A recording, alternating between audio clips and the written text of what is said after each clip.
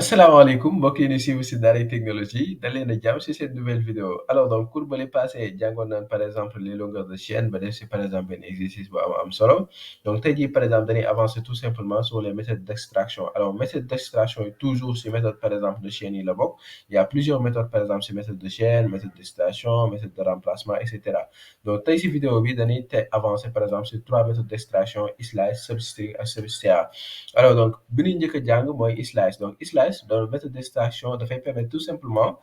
daal di extraire benn chaîne ou bien séquence de chaîne si benn chaîne de caractère par exemple supposons que nga am benn chaîne de caractère boo xam bonjour tout le monde la nga bëgg uniquement génne par exemple tout bi donc li ngeen war a comprendre mooy méthode d'extraction par exemple tey jii à chaque fois nga extraire benn caractère wala benn séquence de caractère si benn chaîne de caractère dafay créer une nouvelle chaîne de caractère mais la chaîne originale n'est pas modifiée alors donc ma pratique ko pour gën leen wan bon damay créer tout simplement benn variable ma tuddee ko texte may stocké tout simplement bonjour tout le monde voilà donc fii ma def point virgule à ce niveau là léegi lan laa bëgg a def bon supposons que dama naan ko bon extraire ma tout bi n'est-ce pas mot tout bi laa bëgg nga extraire ma ko donc fii boo xoolee li ngeen war a comprendre slash ni muy doxee bon fii naa def slash pour wax ne par exemple slash la ñuy jàng da ngay faire juste un copier-coller CTRL C là comme ça CTRL V je pense que même mën naa récupérer par exemple icône bi CTRL C à ce niveau là bëm et là bëm voilà donc slice da ngeen war a comprendre que ni moom bu extraire par exemple chaîne bi supposons tout bi laa bëgg génne laa bëgg extraire bu ko extraire non seulement daf koy créer par exemple si nouvelle chaîne mais nan la koy extraire c'est-à-dire moom day jël ñaari argument donc premier argument mooy position de départ n'est-ce pas deuxième argument mooy position de fin après mu jël position de départ mooy position de fin extraire lépp lu nekk si diggante bi comme par exemple fii position de départ donc damay def 0 lay commencer compter 1 2 3 4 5 6 7 7 laay commencer parce que tout bi laa bëgg extraire n'est-ce pas dama naa ko à partir de la position 7 donc fii ma créer par exemple beneen variable boo xam ne dama ko foog ma créer beneen variable parce que à chaque fois nga extraire wax naa la du modifier par exemple bu dee da nga extraire tout bi du ñëw changer fii def bonjour tout le monde non donc chaîne originale bi daf koy bàyyi toujours tout le monde mais li muy extraire lay jël def ko si une nouvelle chaîne léegi li may extraire laay def par exemple si variable bu tudd part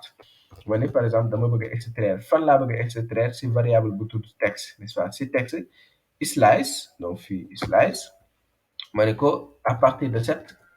n'est-ce pas donc fii moo doon 7 ma bëgg ko wax extraire ma ba tout donc deuxième argument bi nga koy jox day commencer waat compter waat fii 0 1 2 3 4 5 6 7 8 9 10 11 am na ñoo xam ne fii fa boo yemee 11 donc c'est pas bon donc fii ma compter waat par exemple fii 0 1 2 3 4 5 6 7 8 9 10 11 mais boo yemee 11 par exemple bon c'est pas bon donc juste pour wan leen par exemple fii bu ma defee 11 ça va être problématique hein n'est-ce pas damay def tout simplement document point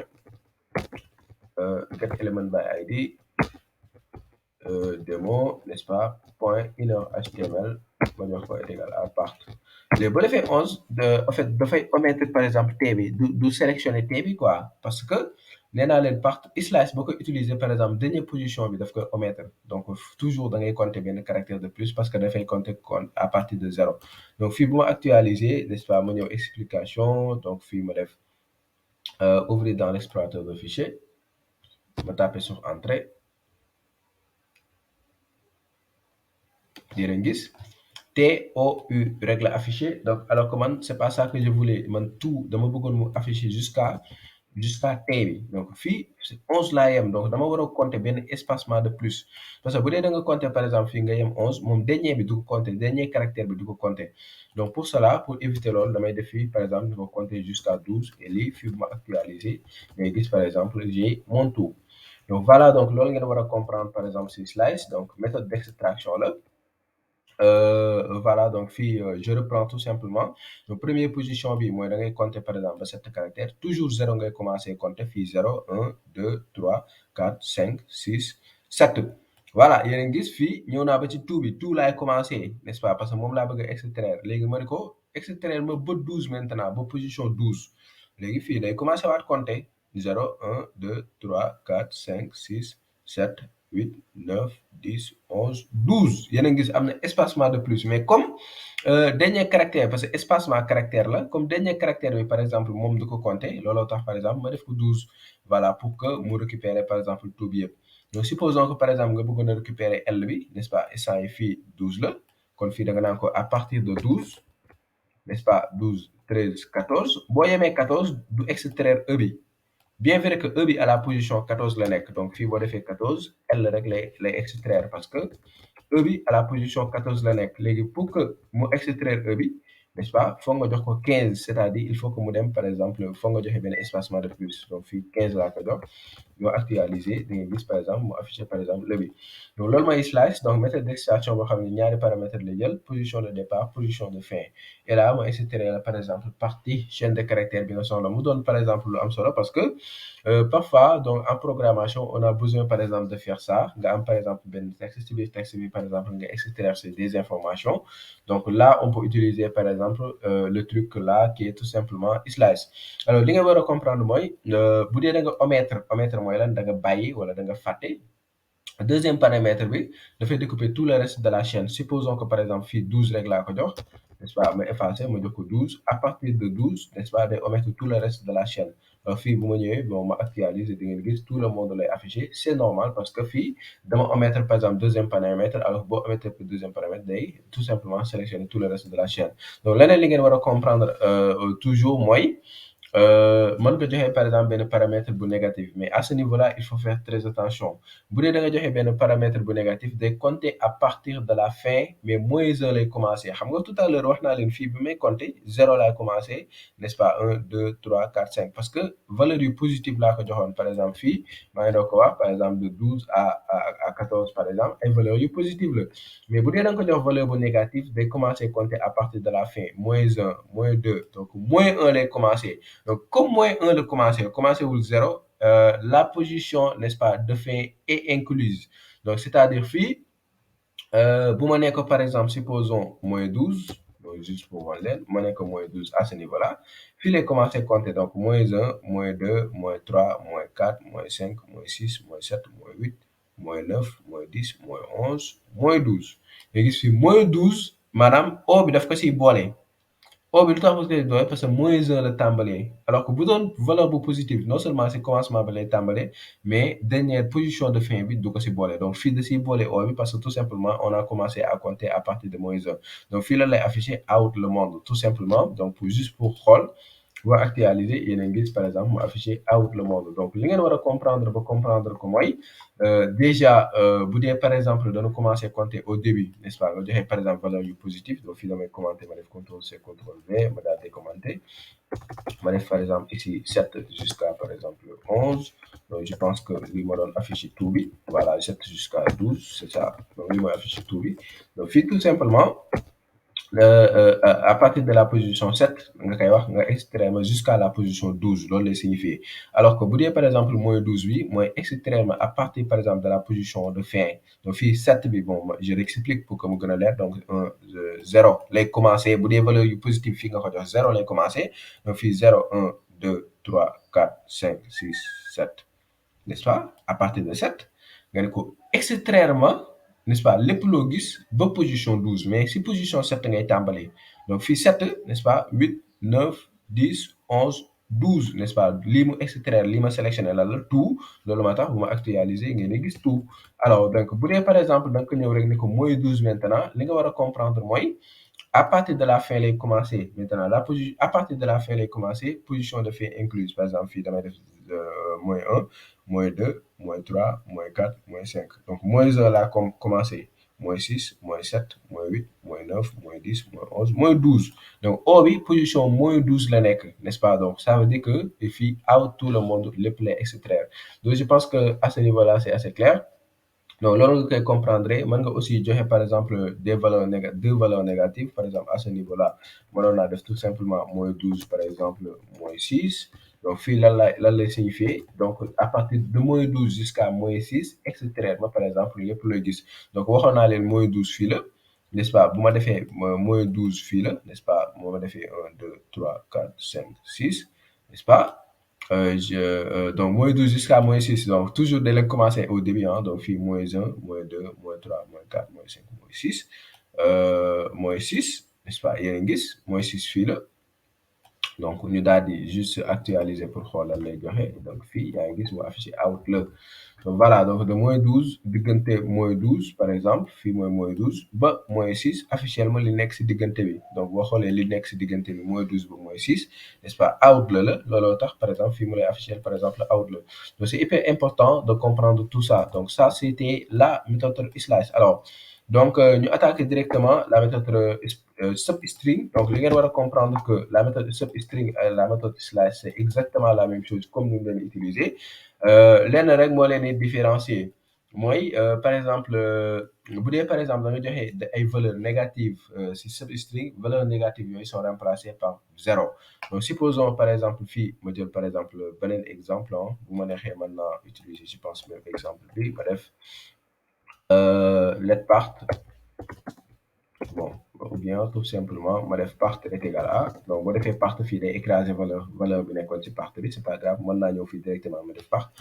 est égal à texte point substring méthode d'extraction, n'est-ce pas? Ma ne ko à partir par exemple de -4 extrairement jusqu'à 3 extrairement ba position par exemple 3. Donc là je peux faire aussi ça donc voilà.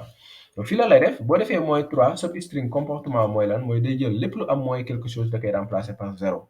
Donc boo defee -3 mu ngi mel ni nga ni ko à partir de 0 extrairement jusqu'à la position à partir de la position 0 extrairement jusqu'à la position 3. Donc fii boo à partir de la position 0 bu extraire ba position 3 fii 0 1 2 3 yaa ngi gis bonge la bonge. Mais waxoon naa leen position de fin bi c'est pas inclus c'est-à-dire jus bi nii du ko si boole du ko boole si compte bi bu mujj bi du ko boole si compte bi kon fii bon rek lay retourner normalement ça doit afficher bon bon. Donc juste pour tester juste pour tester loolu donc fii damay actualiser n'est-ce pas et vous le voyez n'est-ce pas yéen a ngi gis par exemple mooy affiché bon. Donc voilà je pense que mën naa attaquer directement n'est-ce pas le subster donc bii mooy sama méthode favorite n'est-ce pas souvent moom laay utiliser au lieu ma utiliser subster substring. Donc le plus souvent j'utilise par exemple substr. Donc pourquoi ma koy utiliser parce que bon man je pense que c'est beaucoup plus compréhensible fii daf lay wax ni la à partir de telle position damay extraire tant de caractères. À partir de telle position damay extraire tant de caractères donc fii damay copier tout simplement ça CTRL-V léegi fii j'utilise substr et là donc fii dama naan ko à partir de la position par exemple 5 extraire-moi par exemple 10 caractères ou bien extraire-moi tout simplement 4 caractères mais xoolal lu muy def donc fii day ñëw à partir de la position 4 laa 5 laa ko wax donc fii day compter 0 1 2 3 4 5 donc voilà si OUR U bi lay yam fii mooy position 5 léegi dama ne ko extraire ma 4 n'est-ce pas kon fii day commencer compter 1 2 3 4 normalement R to la war a R to la war a afficher fii donc R espace TO donc voilà donc fii ma ñëw actualiser et yaa ngi gis URT ma waxoon lu tax mu extraire URT ma commencer waat comptage bi à partir de la position 5. À partir de la position 5 donc 0 1 2 3 4 5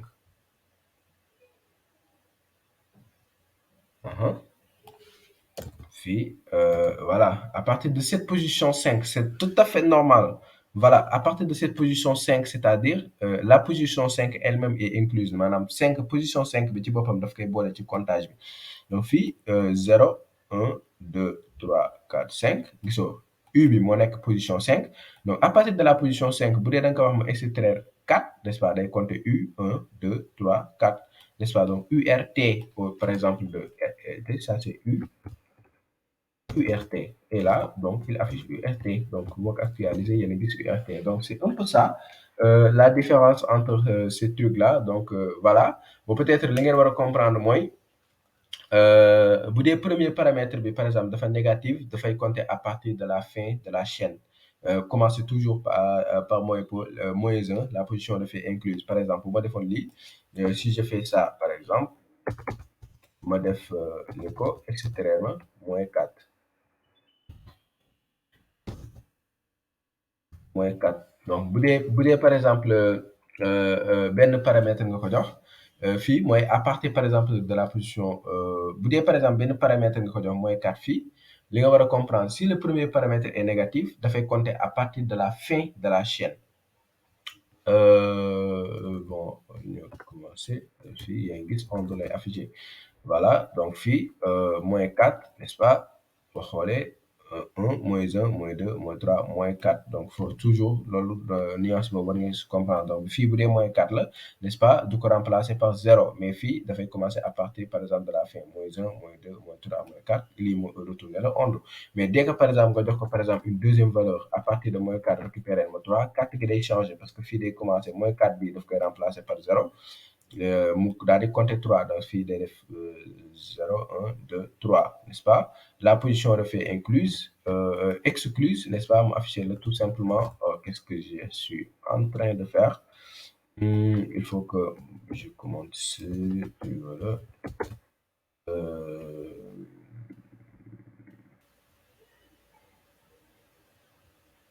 excusez-moi maa ngi si substring maa ngi si substr voilà donc maa ngi ko doon jaawale ak substring ah donc désolé fii boo defee moins 3 daf koy interpréter c'est-à-dire day commencer à partir de la fin quoi n'est-ce pas fii substring la donc c'est logique c'est différent par exemple de substr c'est pourquoi ma leen déconseillé ngay utiliser substr pour bañ a jaawale parce que substr à chaque fois nga jox ko valeur bu négatif daf koy remplacer par 0 alors que c'est pas la même chose avec substr toujours boo ko nee moins 4 moom day commencer par exemple compter à partir de la fin fii boo nekk moins 4 day commencer par compter à partir de la fin moins 1 moins 2 moins 3 moins 4 n'est-ce pas mais comme 3 par exemple nga ko wax day extraire tout simplement 3 caractères comme fii di nga ko gisee onde donc voilà donc sama gars yi fii moo nekk par exemple à partir de 3 extraire ma 3 n'est-ce pas fii day commencer depuis le début n'est-ce pas 0 1 2 3 donc à partir de 3 J bi mooy 3 boo nekk extraire ma 3 mu def 1 2 3 fii day afficher tout simplement jour donc je pense que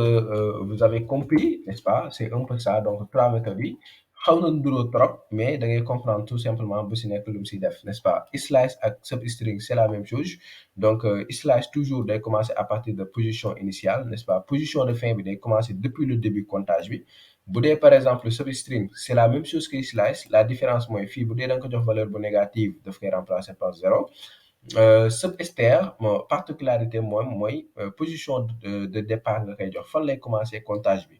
léegi à partir de cette position dafay compter n caractères par exemple donc position de fait commencement bi fii la à partir position bi lay commencer par exemple n position compter voilà donc c'est un peu ça pour les méthodes d'extraction sama gars yi ma jox leen rendez-vous si beneen vidéo incha allah